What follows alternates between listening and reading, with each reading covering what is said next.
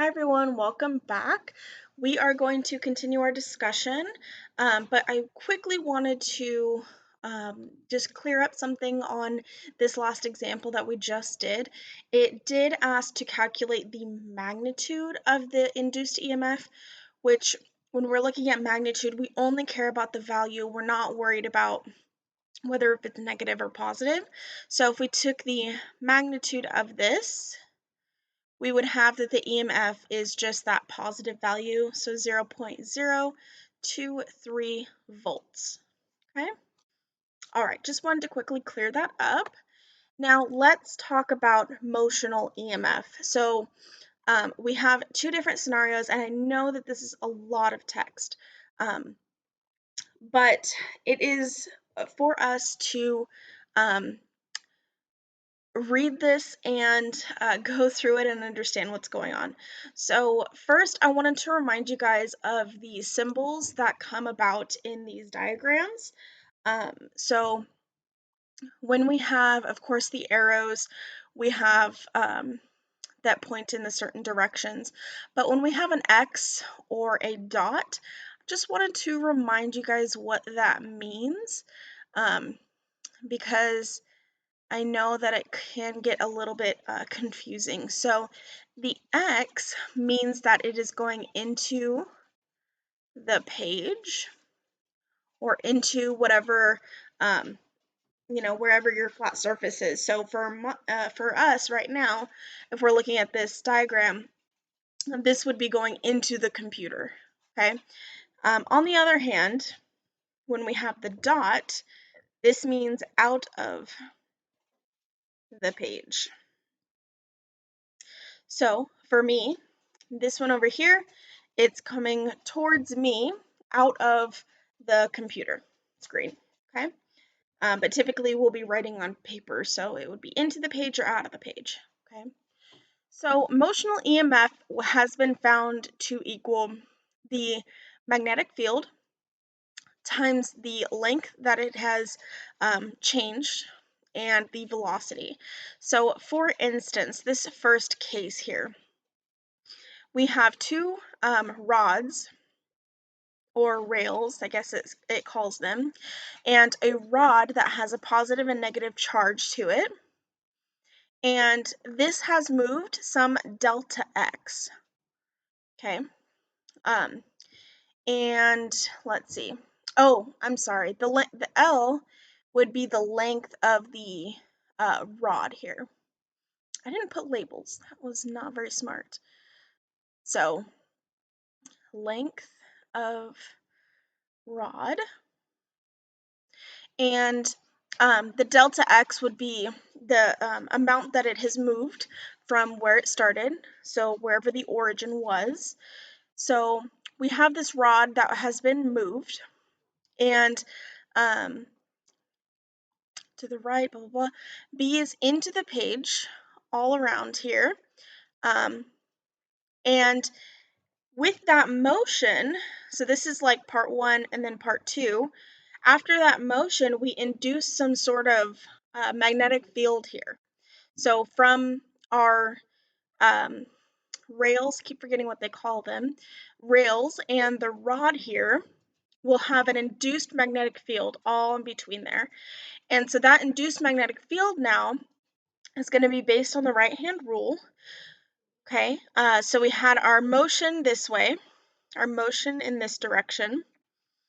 And the first right-hand rule tells us where the force would be. Our second right-hand rule would tell us where that induced magnetic field would be. Okay, so let's see what it describes here. The induced field and current and the polarity of the induced EMF. So that's all through Lenz's law that we looked at a bit ago.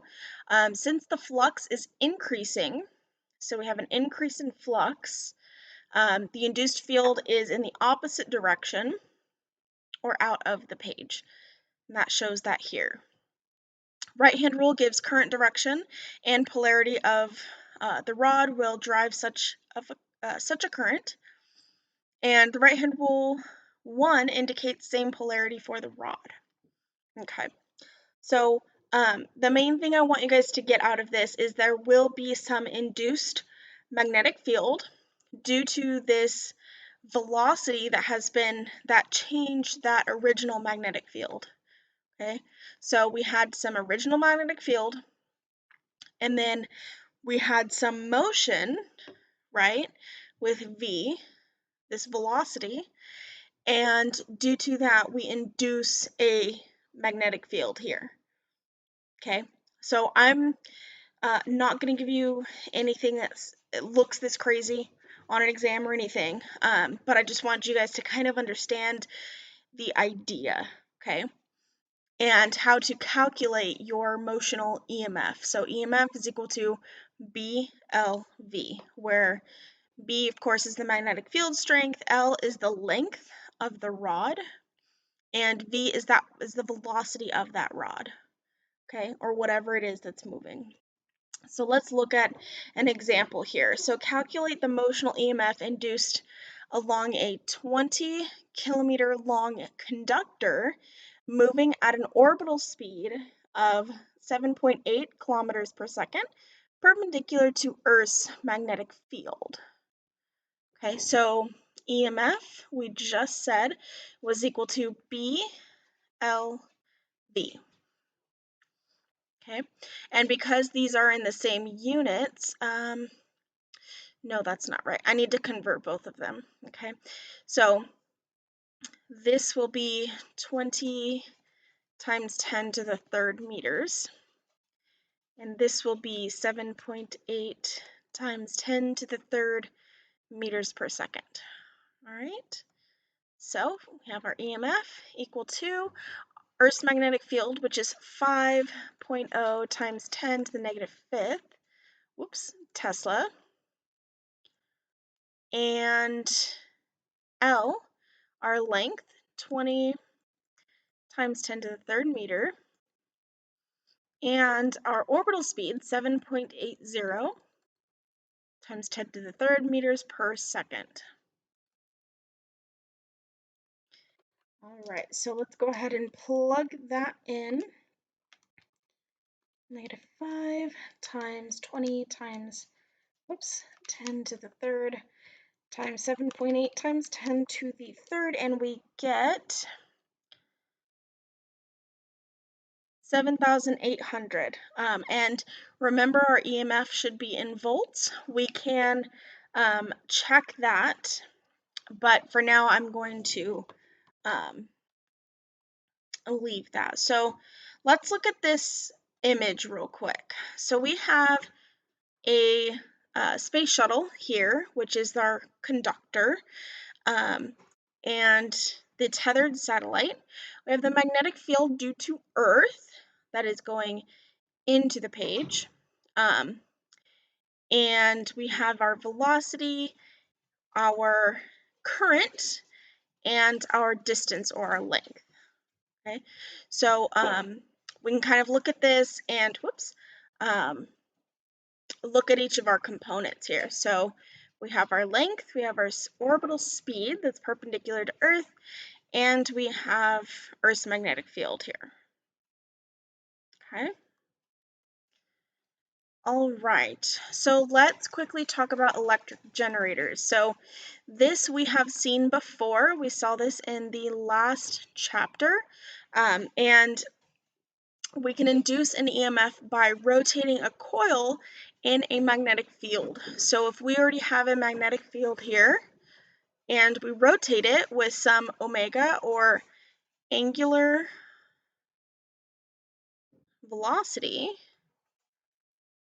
we give some angular velocity to it, in this magnetic field, we will induce a voltage, okay? Now we can use all of that information that we just learned to figure out an average EMF. So in this example, it states the generator coil shown here is rotated through 1/4 a revolution, so 0 to 90 degrees, in 15 milliseconds. So note that is milliseconds, so that would be times 10 to the negative 3 seconds. The 200 turn circular coil has 5 centimeter radius and is in a uniform magnetic field of 1.25 Teslas. What is the average EMF induced? So let's look at this image here. So we go from 0 degrees to 90 degrees. Okay, so that's our change in theta, or change in angle. We have a magnetic field here that is already there. And we have our loops and a current that is being induced. Now, notice these up here at the top, we have these things called carbon brushes. So we have 2 of them, carbon brush, carbon brush. That is to read this current. Okay, so we can remember that EMF is equal to negative n delta phi, or delta t.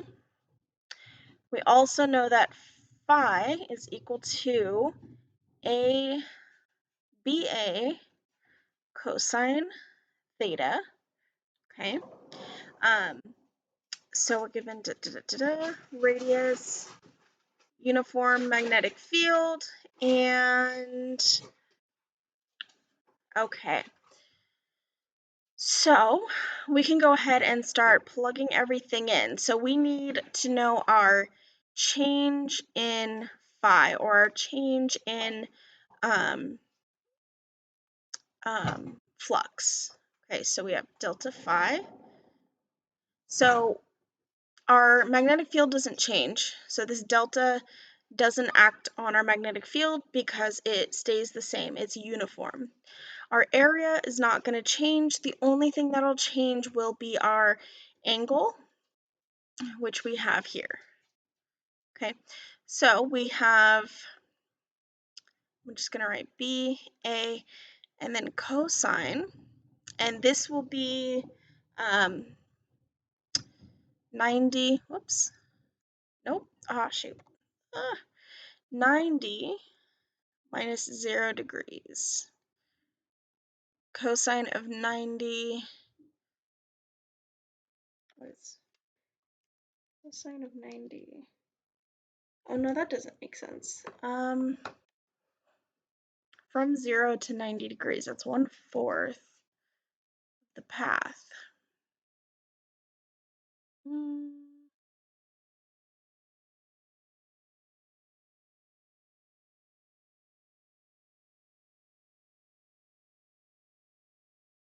Oh, I did that wrong. Sorry. That's not how you do that. That is a math error. Okay. So we'll have cosine of 90 degrees minus cosine of 0 degrees. There we go. Because cosine of 90 is 0, we'll have BA times negative cosine of 0. Cosine of 0 is equal to 1. So we'll have BA times negative 1, or negative B times A. Okay, so our EMF will equal negative N, which is 200. That was given. Delta phi, which is negative B times A. So B here is 1.25 Teslas. And A is going to be, remember that, let me put it here. A is equal to pi r squared, or pi times r. We convert that into meters, 0.05 meters squared. So we have pi times, 0.05 squared, 0.0, yeah, that's right, okay. 0785, sorry, that's a little all over the place. I was looking at my calculator at the same time. So times A, 0.00785 meters squared, divided by our change in time, which was given as 15 milliseconds. So 15 times 10 to the negative 3 seconds. Okay, so let's go ahead and put all of that into our calculator. 200 times 1.25 times 0.00785 divided by 15 times 10 to the negative third. And we get an EMF of 131 approximately. So this is the voltage that has been induced. So induced. Okay. All right. So along with that, we can also write this in another way. So instead of doing that I just did, we can say the EMF induced in a generator coil, okay, so similar to what I just had, of N turns and area A rotating at a constant angular velocity, omega, that should be an omega, in a uniform magnetic field B is going to equal to N times A times B, omega sine omega t. Okay, so this is the expression that we will see. And this can be expressed in the maximum or peak EMF as well, where the peak EMF is EMF naught. Sorry. And that EMF naught is NAB times omega. That's that piece there. Okay. And one other thing to note is the frequency of the oscillation, which is going to be, is going to be F is equal to omega over 2 pi. Okay. All right. So let me quickly calculate the maximum EMF, which would be EMF naught of the generator that we just looked at in this last example here. Okay. So EMF, let's see, EMF is equal to EMF naught times sine omega t. Okay, so we need to figure out a couple of things. We need to figure out, well, we know the time, but we don't know our omega. So let's look back. We said that we rotated through 1/4 of a revolution. So our delta theta was 90 degrees, right? It went through 1/4, or that could also be pi over 2 radians. Okay, and that happened in 15 milliseconds. So we need to remember that omega is some delta theta over time. Okay, some change in angle. So we'd have pi over 2. I would leave it in radians. And divide that by our time, which was 15 milliseconds. Okay, so this is in radians. So keep note of that. Pi over 2 divided by 15 times 10 to the negative third. And we get 105 approximately radians per second, which is our omega. And then we can plug that in there as well as our time. Okay. And then, let's see, we're trying to find EMF naught. So EMF naught would equal sine, nope, sorry, give me just a second here.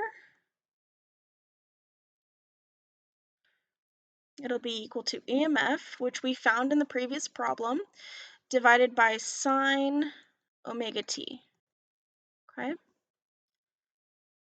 So we have EMF naught is equal to what we found previously, so 131 volts divided by sine times omega.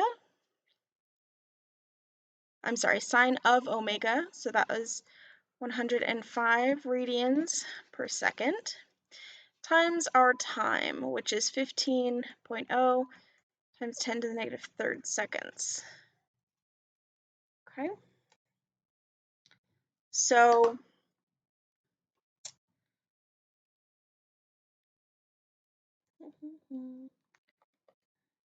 answer times that, and then take sine of, we are in radian, so make sure you note that we are in radian now, and then 131 divided by that answer, and it is actually exactly 131 volts. And this is because we have the same amount of time that we started with here.